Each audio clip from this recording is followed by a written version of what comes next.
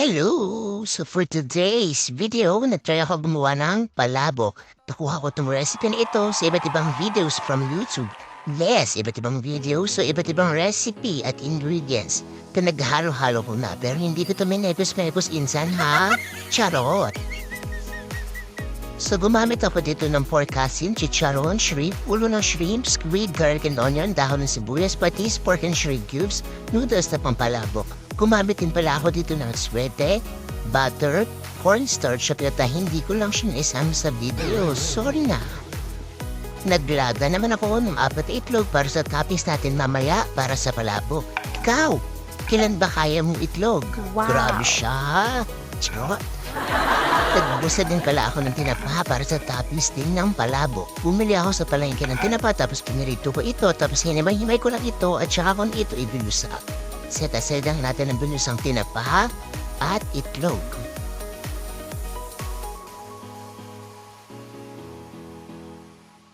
Naghiwa naman ako ng dahon ng sibuyas para din ito sa toppings ng palabok. Kailangan din pala natin ng toasted garlic para sa toppings din ng palabok.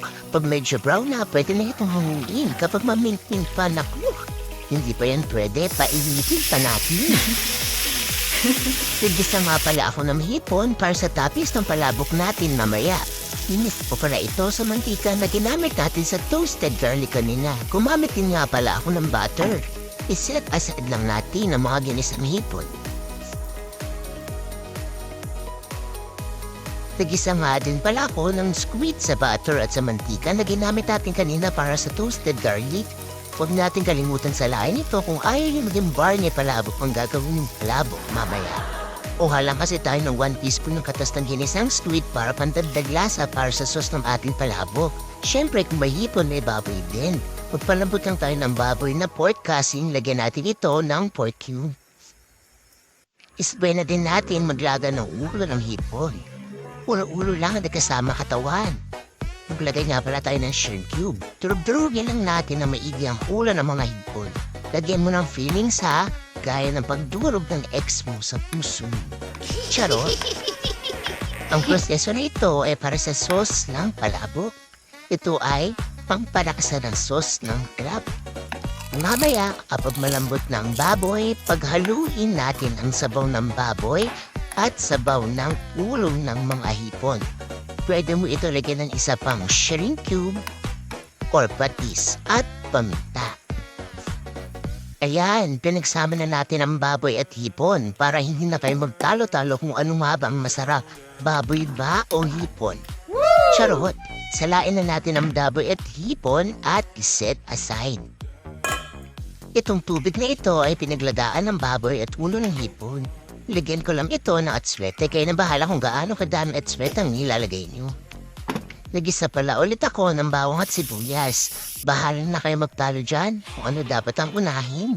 Kung bawang ba or sibuyas. Basta ako, sarili ko muna. Charot! Hay nako, pinagsabay ko na lang sila. Madami pa kasi akong hugasin. Tagaluto ka na. Tagahugas ka pa. Grabe,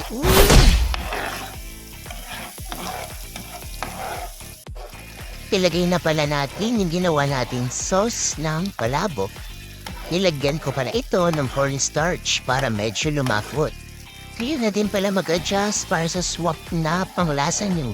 Kung dadagdagan nyo ba ito ng patis or hindi na. Kaya na mag-adjust. Sa boyfriend or girlfriend nyo nga, nag-a-adjust kayo sa attitude niya, sa pagluluto pa kaya? Charot. So, sa isang video na napanood ko, kasi sa YT, may gata yung palabok niya. Iba naman, at halos lahat pala sila, walang gata yung palabok. So, paborito talaga yung ulam na may gata. So, lalagyan ko yung palabok ko ng gata. Cause why not? Coconut. Charot. Wow. Nilagyan ko pala ito ng crab paste. Sa isang video kasi na napanood ko, puro shrimp lang nilaman ng palabok nila. Sa iba naman may pusi, may baboy pa, may crab paste pa. So paborito ko yan lahat at hindi ako makapag-decide kung ano nga ba ang gatilahin kong recipe. So hinalo-halo ko na sila. At pinagsabay-sabay ko na sila. At sobrang sarap Wow. ng palabok. Charot! Sobrang sarap ng palabok na ito. So, ready na lahat ng toppings at sauce. Pakunan na din ako ng bihon. So, kayo na bahala mag-list ng palabok niyo, ha?